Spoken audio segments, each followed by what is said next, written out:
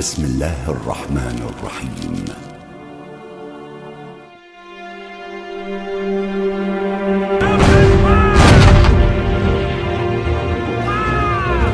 বিংশ শতকের শুরুর কথা।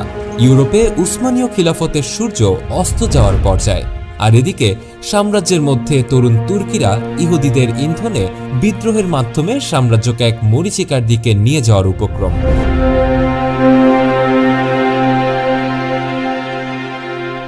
হ্যাঁ, এ পর্যন্ত কিছুটা ঠিকই ছিল, কিন্তু খিলাফত সবচেয়ে বড় আঘাতপ্রাপ্ত হয় এ সব কিছুর পরেই। তখন পর্যন্ত মুসলিম বিশ্ব নামে একটা খিলাফত ব্যবস্থা ছিল গোটা পৃথিবীতে। তখনও রাসূল সাল্লাল্লাহু আলাইহি ওয়াসাল্লামের অপমানে এক খলিফার হুঙ্কারে থমকে যেত পৃথিবী। খলিফা কর্তৃক জিহাদের ঘোষণা আসার ভয়ে পৃথিবীতে মুসলিমরা অন্তত আজকে ফিলিস্তিনের মতো গণহত্যার শিকার হতো না। অর্থাৎ মুসলিমরা কিছুটা শান্তির বিছানাতেই শুয়েছিল তখন। আর এদিকে খলিফার এত বড় দাপট দেখে ব্রিটেন এবার ভাবতে লাগলো যে না, এবার খলিফার এই ক্ষমতার একটা ব্যবস্থা করা উচিত। তারা ভাবল, যতদিন এই ক্ষমতা খলিফার হাতে আছে ততদিন আমরা এদিকে ইন্ডিয়া থেকে সুদূর প্রাচ্যে আমাদের স্বার্থ হাসিল করতে পারবো না পৃথিবীকে শাসন করতে। তাই তারা এবার পা বাড়ালো খিলাফতকে ধ্বংস করার নিমিত্তে। আর যার ফলশ্রুতিতেই ঘটে যায় আরব বিদ্রোহ এবং পরিশেষে টুকরো টুকরো হয়ে যায় ওসমানিয়া খিলাফত, আর ধ্বংস হয়ে যায় মুসলিমদের কেন্দ্রীয় নেতৃত্ব। হ্যাঁ সুপ্রিয় দর্শক মণ্ডলী, আমরা আজকে আরব বিদ্রোহের আদ্যপান্ত আলোচনা করার চেষ্টা করব। তুলে ধরব মধ্যপ্রাচ্যের কিছু মুসলিম নামে খ্যাত মুনাফিকদের, যারা ক্ষমতা আর অর্থের লোভে বিজাতিদের সাথে হাত মিলায়। আর এই সবকিছু রিসার্চে আমি রিজু আছি আপনাদের সাথে। আপনি এখনো আমাদের চ্যানেলটিকে সাবস্ক্রাইব করে না থাকলে দ্রুতই সাবস্ক্রাইব করে ফেলুন। তো চলুন শুরু করা যাক।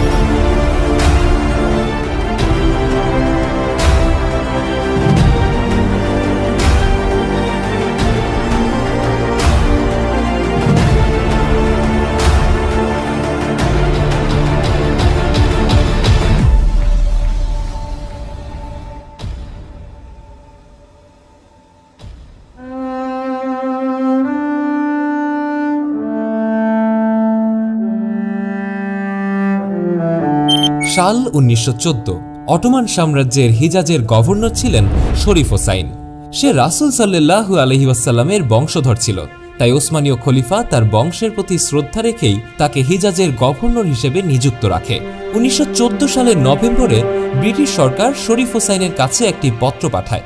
সেখানে লেখা ছিল, যদি আমির এবং আরবরা আমাদের উপর তুরস্কের এই চাপিয়ে দেওয়া যুদ্ধে ব্রিটেনকে সাহায্য করেন, তবে গ্রেট ব্রিটেন ওয়াদা করছে ধর্মীয় বা অন্য কোনো বিষয়ে কোনো হস্তক্ষেপ করবে না। এখন পর্যন্ত আমরা ইসলামের সূত্রে তুর্কিদের সাথে বন্ধুত্ব রক্ষা করছি। এখন সময় হয়েছে মহান আরবদের সাথে সম্পর্কের। হয়তো আরবরাই ইসলামের আসল বংশধর, যারা মক্কা বা মদিনায় খেলাফত প্রতিষ্ঠা করবে, এবং এরই মাধ্যমে ঈশ্বরের সাহায্যে আমরা বর্তমানে চলমান যাবতীয় মন্দকে দূর করে ভালোর প্রতিষ্ঠা করতে পারব। এই কথার সারমর্ম হল, মক্কার শাসক শরীফ হোসাইনের প্রতি ব্রিটেন অঙ্গীকার করে যে যদি আরব বিদ্রোহে সে সফলতা লাভ করে, তাহলে ব্রিটেন তাকে সিরিয়া থেকে ইয়েমেন পর্যন্ত বিশাল ভূখণ্ডের শাসক হিসেবে স্বীকার করে নেবে। বিশ্বযুদ্ধ শুরু হওয়ার পর 1915 সালের মে মাসে ব্রিটেন আরবদের উদ্দেশ্যে একটি ঘোষণা প্রদান করে, যা ছিল এরকম: ইসলাম ধর্মকে সর্বদাই ইংরেজ সরকার সম্মান করে আসছে এবং তুরস্কের সুলতানের শত্রুতা সত্ত্বেও ইসলামের প্রতি আমাদের সম্মান এবং বন্ধুত্বপূর্ণ মনোভাবের নীতি একই রূপ অপরিবর্তিত রয়েছে। অর্থাৎ আরবে ব্রিটেনের প্রতিশ্রুতি ছিল উসমানীয়দের কাছ থেকে আরব স্বাধীনতা লাভ এবং সিরিয়ার আলেপ্পো থেকে ইয়েমেনের এডেন পর্যন্ত বিস্তৃত এক একক আরব রাষ্ট্র গঠন করে নতুনভাবে খিলাফতের পতাকা আরবদের হাতে নিতে ব্রিটেন আরবদের সাহায্য করবে এবং শরীফ হোসাইন খলিফা হিসেবে নিযুক্ত হবে। এখন পর্যন্ত যদি সবকিছু বুঝে থাকেন, তাহলে এবার একটু পেছনে যাওয়া যাক। 1908 সালের 3রা জুলাই তরুণ তুর্কি বিপ্লব শুরু হয় অটোমান সাম্রাজ্যে এবং খুবই দ্রুত তার সাম্রাজ্যে ছড়িয়ে পড়ে। ফলে সুলতান দ্বিতীয় আব্দুল হামিদ 1876 সালের সংবিধান পুনঃস্থাপন এবং সংসদ পুনঃপ্রতিষ্ঠা করতে বাধ্য হন। এই সময়কে দ্বিতীয় সাংবিধানিক যুগ বলা হয়। 1908-এ অনুষ্ঠিত নির্বাচনে তরুণ তুর্কিরা তাদের কমিটি অব ইউনিয়ন অ্যান্ড প্রোগ্রেসের মাধ্যমে এই সংসদের ক্ষমতায় আসে। এই সময় পর্যন্ত আরব জাতীয়তাবাদ নামে সাম্রাজ্যে কোনো গণ আন্দোলন ছিল না। সিরিয়ায় এই ধারণার কিছুটা কুয়াশা থাকলেও সেখানে পরিস্থিতি একেবারেই অনুকূলে ছিল। তখন পর্যন্ত অধিকাংশ আরবই তাদের ধর্ম, গোত্র এবং নিজেদের নিজস্ব সরকারের প্রতি এবং খলিফার প্রতি আনুগত্য প্রকাশ করত, কারণ সাবেক গত হওয়া খলিফা সুলতান দ্বিতীয় আব্দুল হামিদ সাম্রাজ্যের সকল জাতিকে সমান চোখে দেখে সমান অধিকার নিশ্চিত করতে পেরেছিল এবং সাম্রাজ্যকে কিছুটা স্থিতিশীল অবস্থায় নিয়ে গিয়েছিলেন। কিন্তু আফসোসের বিষয় হচ্ছে তাকে ক্ষমতাচ্যুত করা হয়। সুলতান আব্দুল হামিদের বিষয়ে সাম্রাজ্যের সংসদের পুনরায় কথা উঠলে সংসদে আরব সদস্যরা দাবি তুলে যে এই সংবিধানের বিলুপ্তি সাধন করতে হবে এবং সুলতান দ্বিতীয় আব্দুল হামিদকে পুনরায় ক্ষমতায় আনতে হবে। এ সময় ক্ষমতাচ্যুত সুলতান তরুণ তুর্কিদের সেকুলার নীতি বাতিলের মাধ্যমে খিলাফত লাভ করতে অনেক চেষ্টা করলেও ব্রিটেন এবং ইহুদিদের তৈরি বিভিন্ন পরিস্থিতি তাকে সেলানিকে নির্বাসনে যেতে বাধ্য করে এবং এরপরই শুরু হয় আসল অস্থিতিশীলতা। সুলতান আব্দুল হামিদের পর তার ভাই পঞ্চম মেহমেদ তার স্থলাভিষিক্ত হন, কিন্তু বলতে গেলে সে ছিল এক পুতুল সুলতান। তরুণ তুর্কিদের সিদ্ধান্তের বাইরে সে যেতেই পারত না, আর তরুণ তুর্কিরা বেশিরভাগ সময় সাম্রাজ্যকে এমনভাবে শাসন করার চেষ্টা করত যে এখানে শুধু শাসক হবে তুর্কি জাতি, আর সবার উপরে অগ্রাধিকার থাকবে তুর্কি জাতীয়তাবাদের। এসব কিছুর মধ্য দিয়েই সাম্রাজ্যে আরব জাতিসহ অন্যান্য জাতিগুলোকে বিভিন্ন অগ্রাধিকার থেকে বঞ্চিত করা হচ্ছিল, আর এভাবেই আরবীয় নেতারা অটোমান সরকারের উপর বিরক্ত হচ্ছিল। আর ব্রিটেনের দিকে তরুণ তুর্কিদের এসব কর্মকাণ্ডগুলো আরবীয় নেতাদের কাছে বিভিন্ন পরিস্থিতির মাধ্যমে উপস্থাপন করে আরব নেতাদের উস্কে দিচ্ছিল, যার পরিপ্রেক্ষিতে 1913 সালে আরবদের বুদ্ধিজীবী এবং রাজনীতিবিদরা প্যারিসে অনুষ্ঠিত প্রথম আরব কংগ্রেসে মিলিত হন। উসমানীয় সাম্রাজ্যের ভেতরে স্বায়ত্তশাসনের জন্য তারা একগুচ্ছ দাবি উত্থাপন করেন। সেই সাথে এও দাবি করেন যে বাধ্যতামূলকভাবে সেনাবাহিনীতে যোগ দেওয়া আরবদেরকে যুদ্ধের সময় ছাড়া অন্য কোনো দূরের অঞ্চলে পাঠানো যাবে না। তাদের এই দাবিগুলোর মাধ্যমে বোঝাই যাচ্ছে যে তারা বিদ্রোহের কতটা কাছাকাছি পৌঁছে গেছে। তবে মনে রাখা ভালো, এসব কিছু নেতৃত্ব দিচ্ছিল আরবের মাত্র কয়েকটি প্রভাবশালী পরিবার এবং ব্যক্তিরা। সাধারণ জনগণ এসব থেকে অনেকটাই বাইরেই ছিল। মূলত এভাবেই আরব বিদ্রোহের বীজ বপিত হয়। আর এভাবেই কিছুদিন চলার পর 1916 সালের জুন মাসে হেজাজের গভর্নর শরীফ হোসাইন ওসমানীয় সালতানাতের বিরুদ্ধে বিদ্রোহ ঘোষণা করে আর নিজেকে মুসলিম বিশ্বের খলিফা হিসেবে দাবি করে।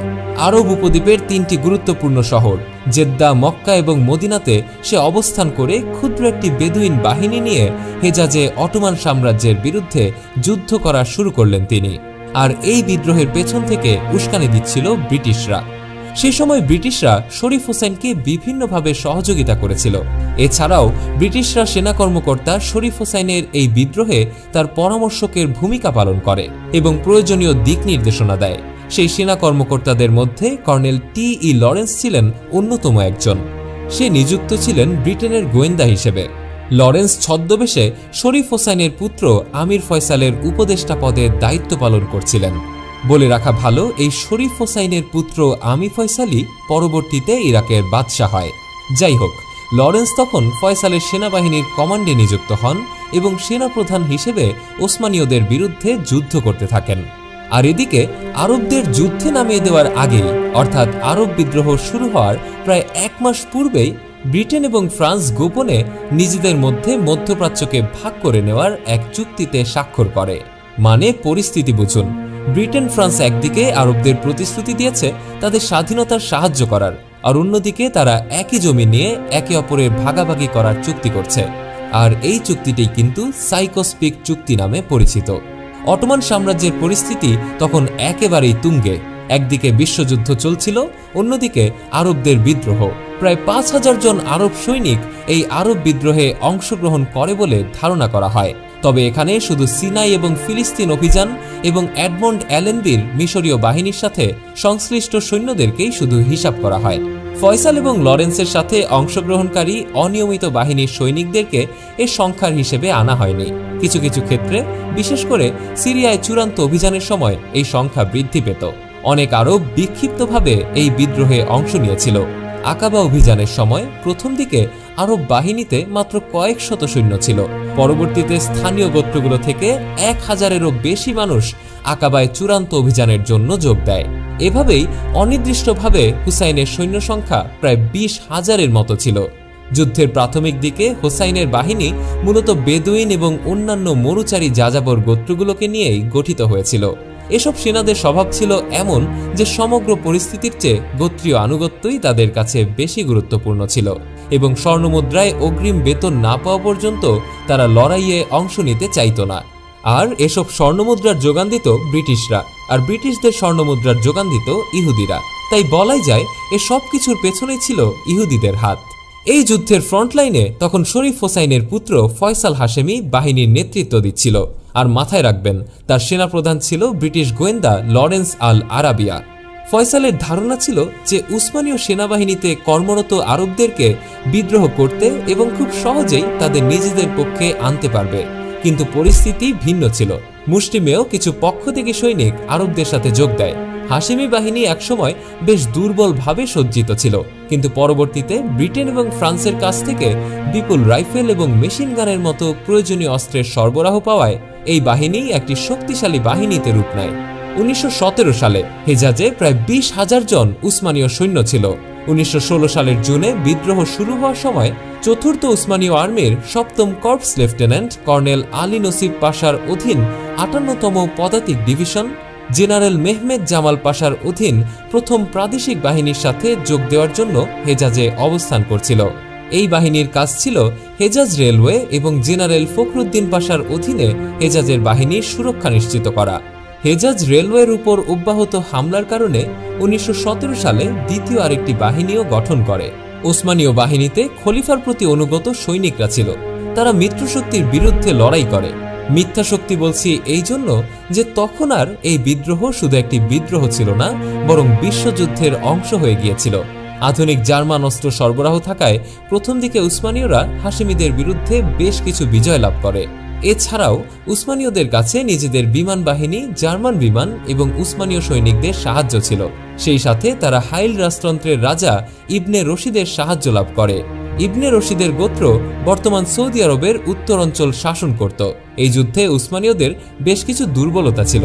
তারা যুদ্ধে যেখানে ঘাঁটি করেছিল সেখান থেকে ফ্রন্ট লাইনের দূরত্ব ছিল বেশ কিছু দূর, ফলে ফ্রন্ট লাইনে অস্ত্র সরবরাহ পেতে কিছুটা সময় লেগে যেত। এই অবস্থানগত দুর্বলতার কারণে তাদের কখনো কখনো প্রতিরক্ষামূলক যুদ্ধ করতে হয়েছে।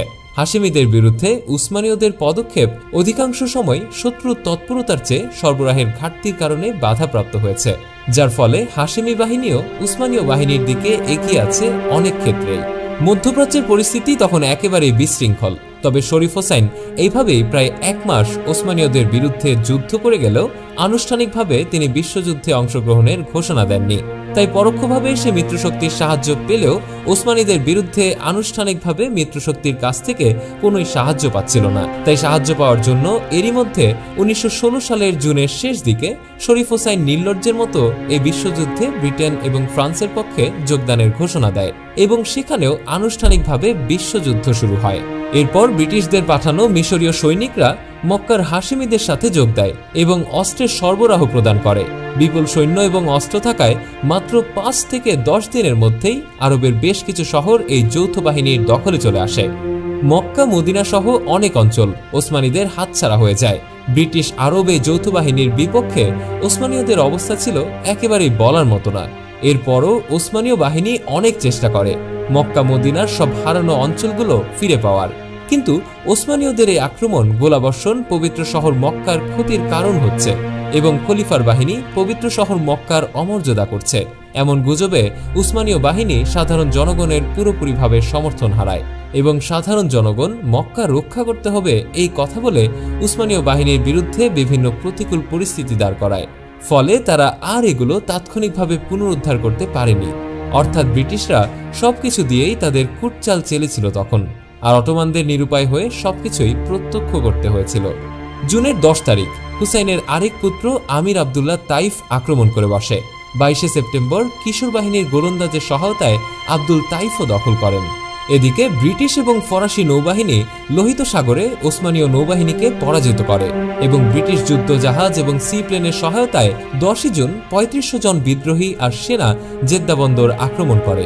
ব্রিটিশ বিমানবাহী জাহাজ HMS বেনমাই চেরি হাশেমিদের আকাশ থেকে সাহায্যে ভূমিকা রাখে। এই তুমুল যুদ্ধের মুখে বাধ্য হয়ে 16 জুন ওসমানীয়রা আত্মসমর্পণ করে। 1916 সেপ্টেম্বরের শেষ নাগাদ আরবরা ব্রিটিশ নৌবাহিনীর সহায়তায় উপকূলীয় শহর রাবেক, ইয়ানবো, কুনফিদা দখল করে এবং 6000 জন উসমানীয়কে বন্দী করা হয়। এর ফলে ব্রিটিশরা ওই সৈন্যদের মধ্য থেকে 700 জন উসমানীয় আরব যুদ্ধবন্দীকে শরীফ হোসাইনের পক্ষে যুদ্ধে পাঠাতে সক্ষম হয়। তারা নুরিয়া সাইদের নেতৃত্বে বিদ্রোহে যোগ দিতে সক্ষম হয়েছিল। এছাড়াও উত্তর আফ্রিকা থেকে বেশ কিছু মুসলিম সৈনিক অর্থের বিনিময়ে এই বিদ্রোহে যোগ দেয়, কিন্তু তখনও প্রায় 15,000 সুসজ্জিত উসমানীয় সেনা হেজাজে রয়ে গিয়েছিল। তারা খলিফার পক্ষে যুদ্ধ চালিয়ে যাচ্ছিল। এরই মধ্যে রাজধানী থেকে তাদের সাহায্য আসে এবং অক্টোবরে মদিনার উপর তারা সরাসরি আক্রমণ করে এবং ব্রিটিশ আরব যৌথ বাহিনীকে পরাজিত করে সেখান থেকে বিতাড়িত হয়। লরেন্সের সাথে শরীফ হোসেনের পুত্র ফয়সালের বন্ধুত্বপূর্ণ সম্পর্ক ছিল, তাই ফয়সালের উত্তর আরব বাহিনী ব্রিটিশদের জন্য প্রধান সাহায্যকারী বাহিনী হয়ে ওঠে। অপরদিকে শরীফ হোসেনের অপর পুত্র আবদুল্লার সঙ্গে ব্রিটিশ গোয়েন্দা লরেন্সের সম্পর্ক ভালো ছিল না, ফলে আবদুল্লার আরব পূর্বাঞ্চল বাহিনী ব্রিটিশদের সাহায্য খুব একটা পায়নি। ওসমানীয়দের তীব্র ক্ষতি সাধনের জন্য হেজাজ রেলওয়ে আক্রমণ করার ব্যাপারে লরেন্স আরবদেরকে উৎসাহিত করে। এর পথে রেলপথের সুরক্ষায় নিয়োজিত ওসমানীয় সৈনিকরা বিভিন্ন বিপর্যয়ের সম্মুখীন হয়। 1916 সালের 1 ডিসেম্বর ফখরি পাশা ইয়ানবো বন্দর দখল করার জন্য 3 ব্রিগেড সৈন্য নিয়ে অগ্রসর হন। ফখরি পাশা সৈনিকরা বেশ কয়েকটি লড়াইয়ে হাশিমি বাহিনীকে পরাজিত করে এবং অনেক বন্দর দখল করে, কিন্তু এই খবর পাওয়া মাত্রই ব্রিটিশ নৌবাহিনী ইয়ানবো আক্রমণ করে এবং প্রচুর ক্ষয়ক্ষতি সহ ওসমানীয় বাহিনী পরাজিত হয়। তাই ফখরি পাশা ইয়ানবো দখলের আশাবাদ দিয়ে তার বিপর্যস্ত অবশিষ্ট বাহিনী নিয়ে দক্ষিণের রাবেক দখলের জন্য অগ্রসর হন, কিন্তু সৈনিক এবং অস্ত্র সরবরাহ, রেলিং লাইনের উপর গরিলা আক্রমণ, ইয়ানবোতে নবগঠিত উদ্যয়ন কেন্দ্র থেকে হামলার ফলশ্রুতিতে তিনি যুদ্ধে বেশ সুবিধার করে উঠতে পারেননি। এদিকে 1917 সালের 13 জানুয়ারি ফয়সাল লোহিত সাগরের উপকূল ধরে যাত্রা শুরু করেন। তার সাথে 5100 উষ্ট্রারোহী, 5300 পদাতিক, 4টি ক্র্যাপ মাউন্টেন গান, 10টি মেশিন গান এবং 380টি মালবাহী ডট ছিল। এই যাত্রাপথে ব্রিটিশ নৌবাহিনী ফয়সালকে প্রয়োজনীয় রসদ সরবরাহ করে। 1917 সালের 23 জানুয়ারি ওয়াজ থেকে প্রায় 800 উসমানীয় সেনা আক্রমণের জন্য প্রস্তুতি গ্রহণ করলে প্রায় 400 আরব এবং ব্রিটিশ নৌবাহিনী সেনা নিয়ে আসে। আরব বাহিনীতে একসময় 70,000 লোকবল ছিল এবং রাইফেলের সংখ্যা ছিল 28,000। পুরো বাহিনীকে 3টি প্রধান দলে ভাগ করে দেওয়া হয়। আলীর বাহিনী মদিনার উপর তৎপরতা চালান।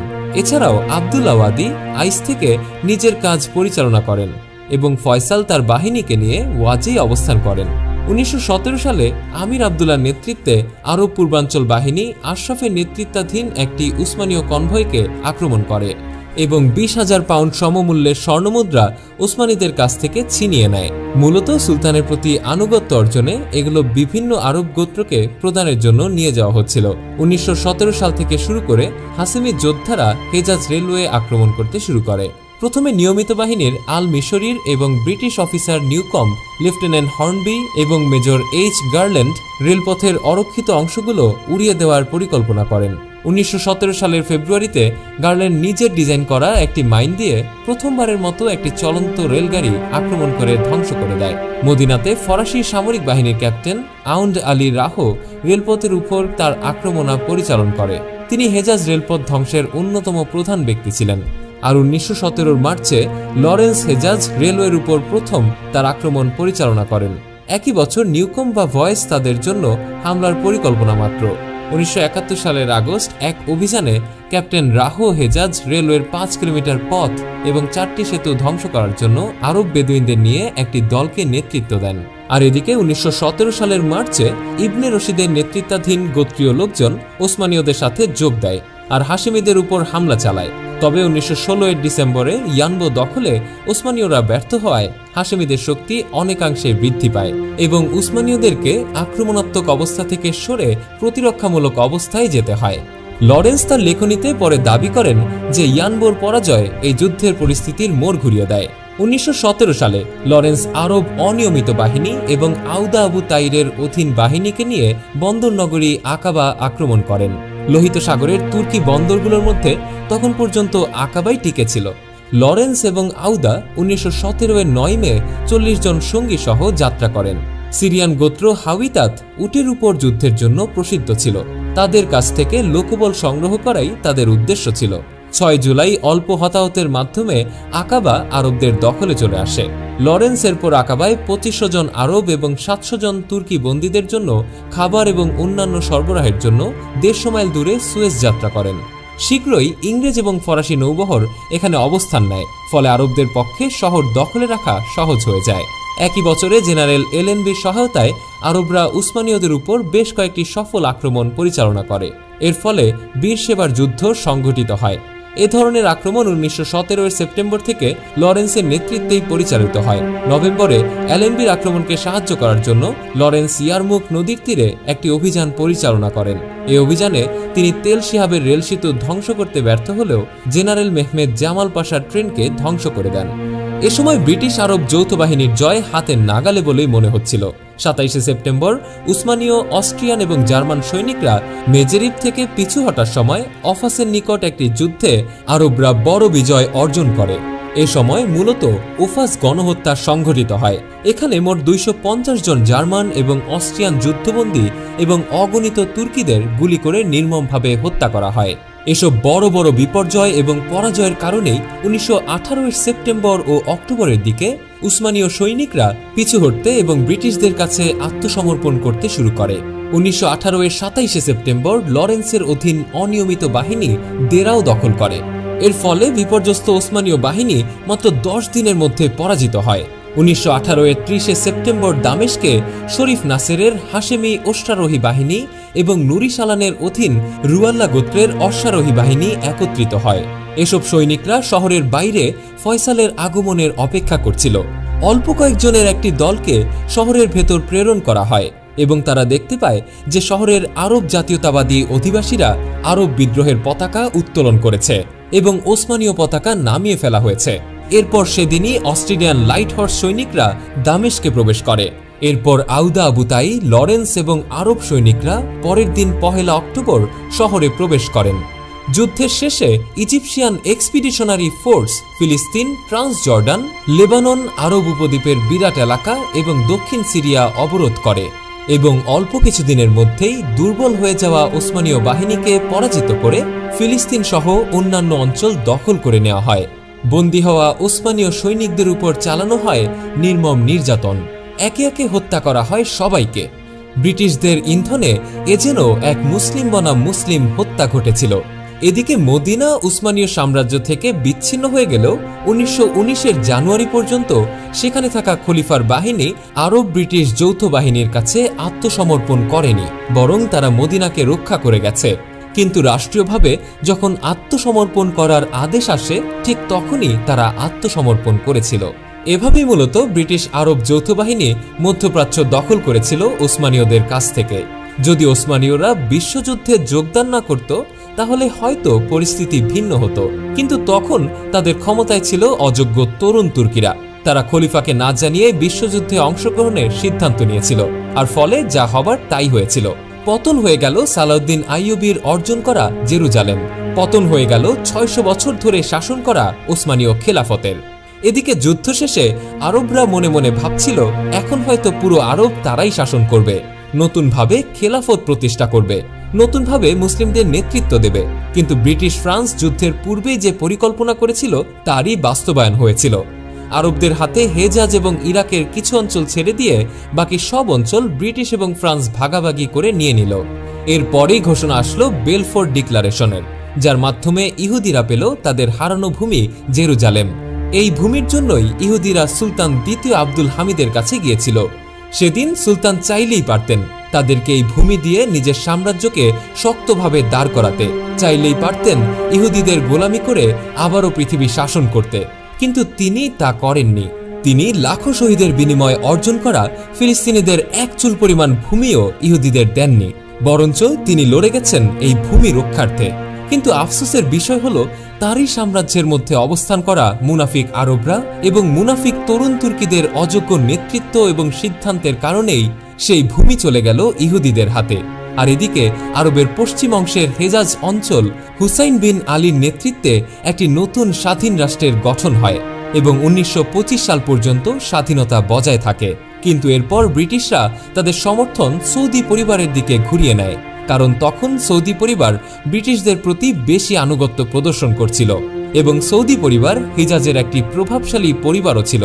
তাই সৌদিরা ব্রিটিশদের সহযোগিতায় খুব অল্প সময়েই শরীফকে পরাজিত করে হেজাজ দখল করে নেয় এবং প্রতিষ্ঠা করে সৌদি রাষ্ট্র, যা আজও সৌদি আরব নামে পরিচিত। এখন সবকিছুর ফলাফল দেখুন, যে শরীফ হোসাইন অটোমানদের বিরুদ্ধে বিদ্রোহ করে নিজের ক্ষমতা কুক্ষিগত করল, সে নিজেও ক্ষমতায় থাকতে পারল না। দিন শেষে খিলাফত ধ্বংস হলো এবং নতুন করে কোনো খেলাফতও জন্ম নিল না, যার ফলশ্রুতিতে মুসলিমরা আজও নেতৃত্ব শূন্য।